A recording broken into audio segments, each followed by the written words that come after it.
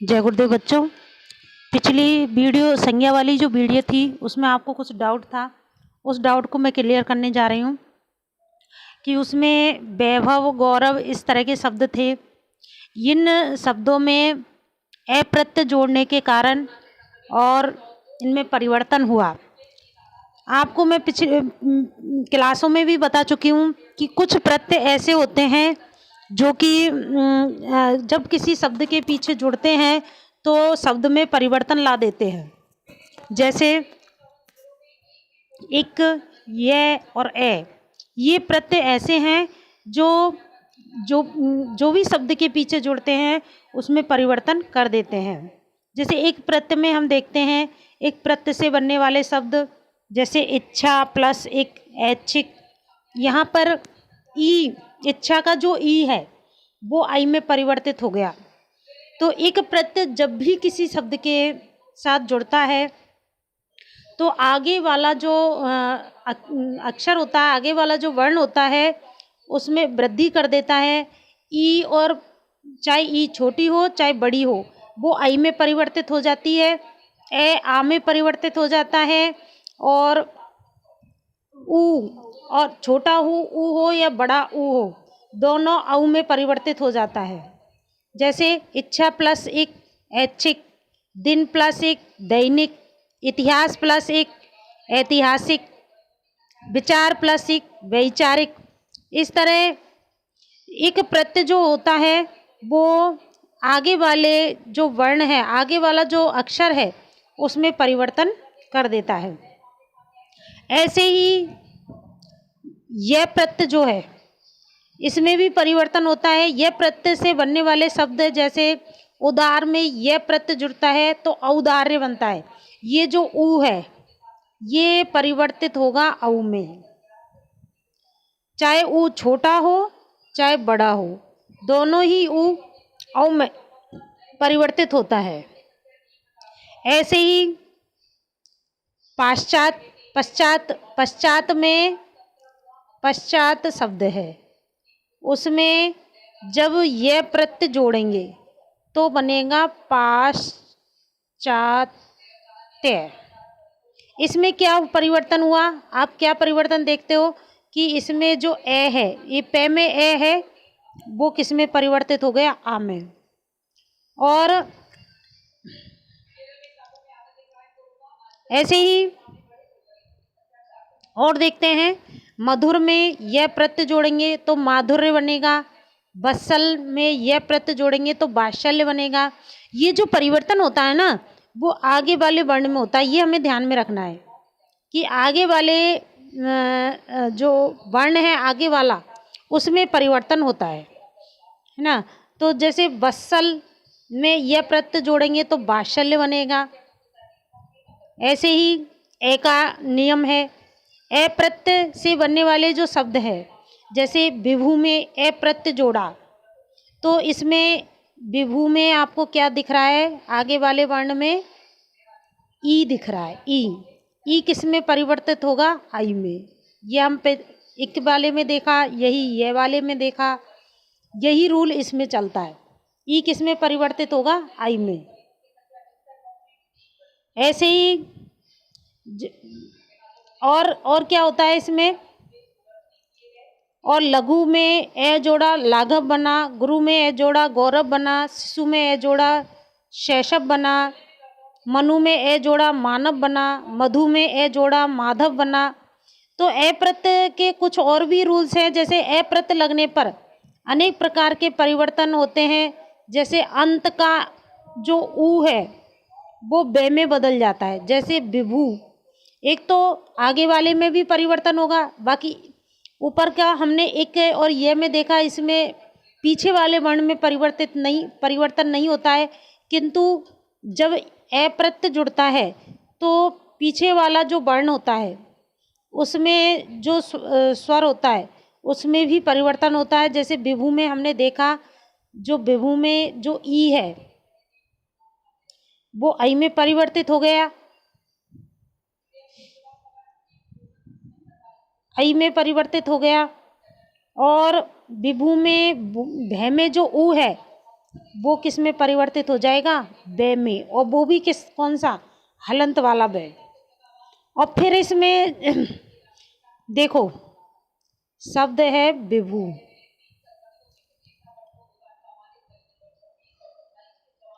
जब हम इसमें ए प्रत्यय जोड़ेंगे तो इसका जो ई है वो तो किस में बदल जाएगा? आई में। और विभू में जो ऊ है ऊ किस में बदल जाएगा? बे में। ये ध्यान में रखना हमें। ऊ किस में बदल जाएगा? बे में। और तो हम देखेंगे कि इसमें ई किस में बदल गया? आई में। तो वही। और ऊ भे में जो ऊ है वो किस में बदल गया? बे में। अब इसमें लास्ट में जो इसमें हम ए प्रत्यय जोड़ने जा रहे हैं तो ए पूरा जब ये हलंत वाला बनता है और जब इसमें ए प्रत्यय जुड़ता है तो ये पूरा वै हो जाता है। इस तरह वैभव शब्द बना। ऐसे ही मनु है, माधव है, लघु है और भी बहुत सारे वर्ण हैं इसमें। तो इन सब का इस तरह का रूल चलता है। मुझे ये विश्वास है कि आपको ये समझ में आ गया होगा। अगर अब भी समझ में नहीं आए तो कमेंट्स के माध्यम से मुझे फिर से बताएं। अगला हम जो टॉपिक पढ़ने जा रहे हैं, कल जो क्रिया जो टॉपिक पढ़ा था हमने उसको आगे जारी रखते हुए हम आगे का पढ़ेंगे क्रिया का। तो क्रिया में हमने सकर्मक क्रिया तक पढ़ लिया था, कर्म के आधार पर क्रिया के भेद पढ़ लिए थे। आज हम पढ़ेंगे प्रयोग तथा संरचना के आधार पर क्रिया के भेद।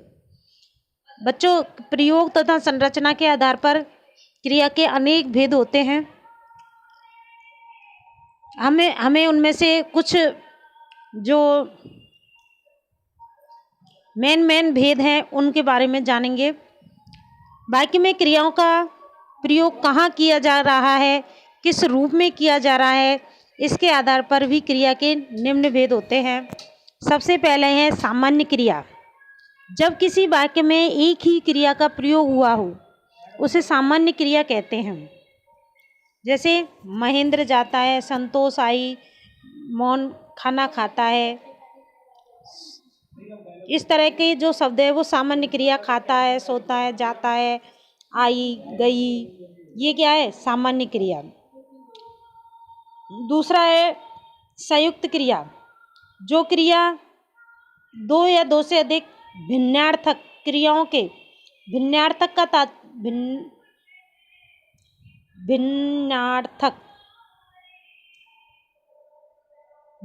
से तात्पर्य है भिन्न प्लस अर्थ,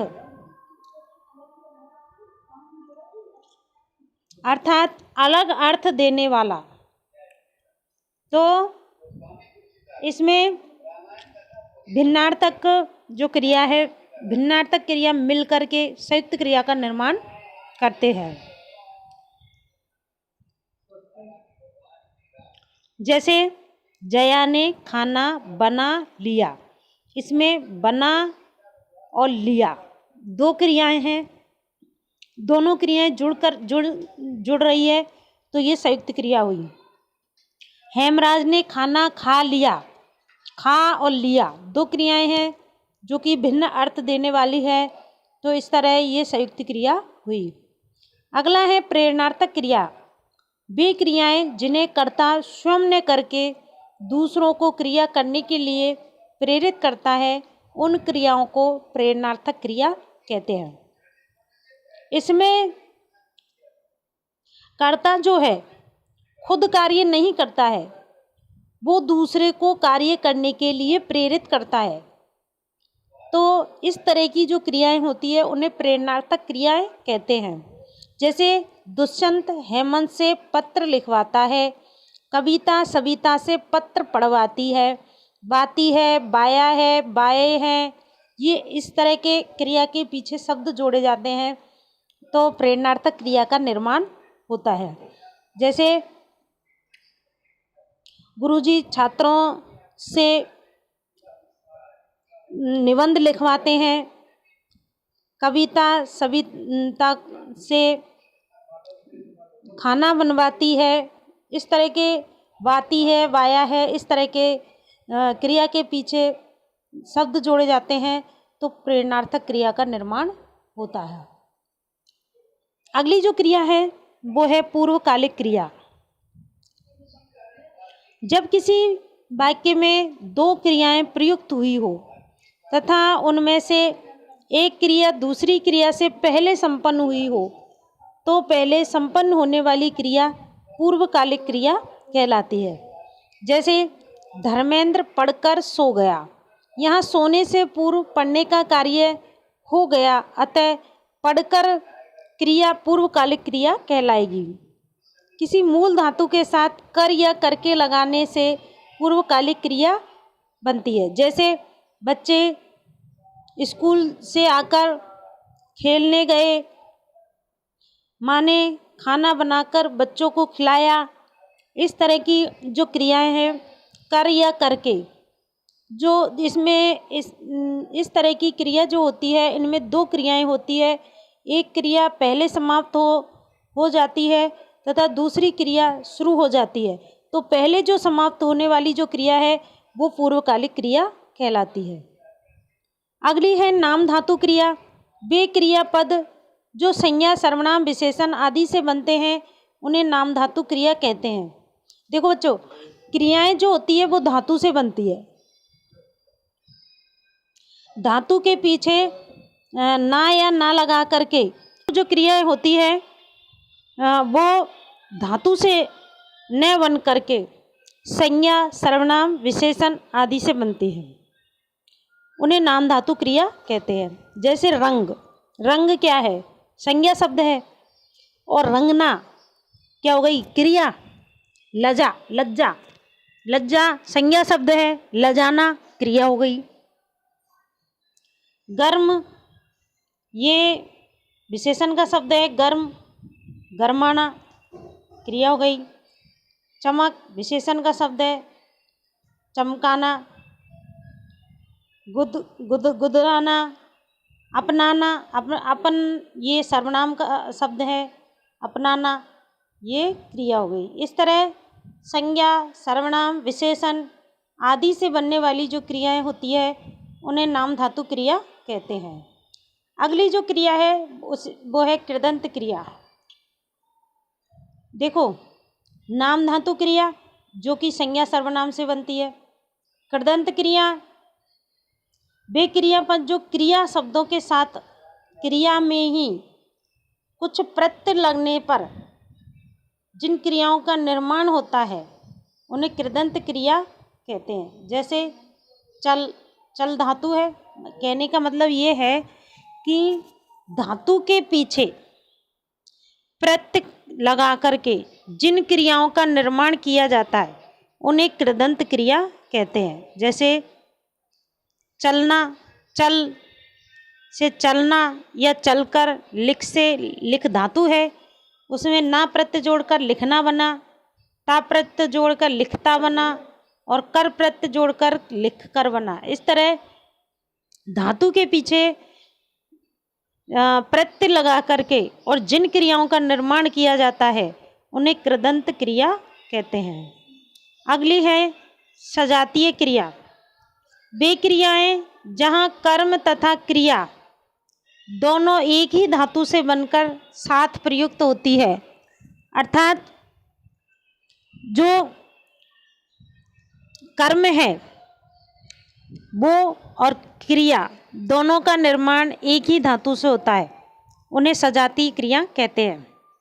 जैसे भारत ने लड़ाई लड़ी, यहाँ पर क्रिया क्या है? लड़ी, और लड़ धातु है, लड़ धातु से ही लड़ी क्रिया बनी, और कर्म है इसमें लड़ाई, तो वो भी लड़ धातु से इसका निर्माण हुआ। तो इस तरह जिस क्रिया का निर्माण, जिस वाक्य में क्रिया और कर्म दोनों ही एक ही धातु से बने होते हैं उन्हें सजातीय क्रिया कहते हैं। जैसे मोहन ने खाना खा लिया, अब मोहन ने क्या खाया? खाना। खाना क्या है? कर्म। और खा लिया ये क्रिया है। दोनों ही खाना और खा लिया दोनों ही एक ही धातु से बने हैं। इस तरह से सजातीय क्रिया कहते हैं।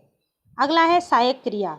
किसी भी वाक्य में मूल क्रिया की सहायता करने वाले पद को सहायक क्रिया कहते हैं, जिसे हम इंग्लिश में हेल्पिंग वर्ब बोलते हैं।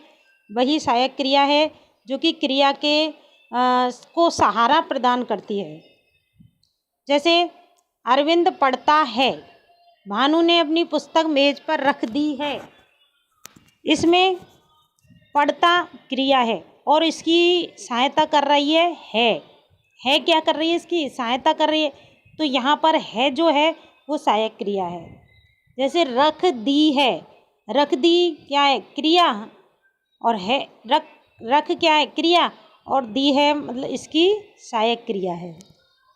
इस तरह जिसमें सहायक क्रिया जो कि क्रिया की मूल क्रिया की सहायता करती है उन्हें सहायक क्रिया कहते हैं।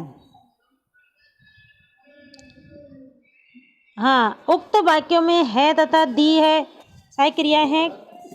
अब देखो बच्चों, काल के आधार पर भी क्रिया के भेद होते हैं। जिस काल में कोई क्रिया होती है उस काल के नाम के आधार पर क्रिया का भी नाम रख देते हैं। अतः काल के अनुसार क्रिया 3 प्रकार की होती है: भूतकालिक क्रिया, वर्तमानकालिक क्रिया और भविष्यकालिक क्रिया। भूतकालिक क्रिया, क्रिया का वह रूप जिसके द्वारा बीते समय भूतकाल में कार्य के संपन्न होने का बोध होता है। जैसे सरोज गई, सलीम पुस्तक पढ़ रहा था।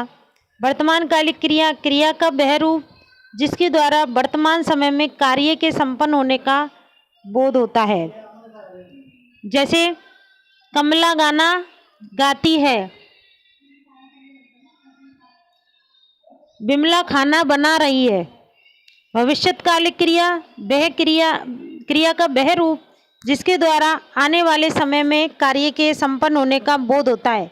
जैसे नीलम कल जोधपुर जाएगी, अशोक पत्र लिखेगा। इस तरह ये क्रियाएं हमारी समाप्त होती है। तो मेरे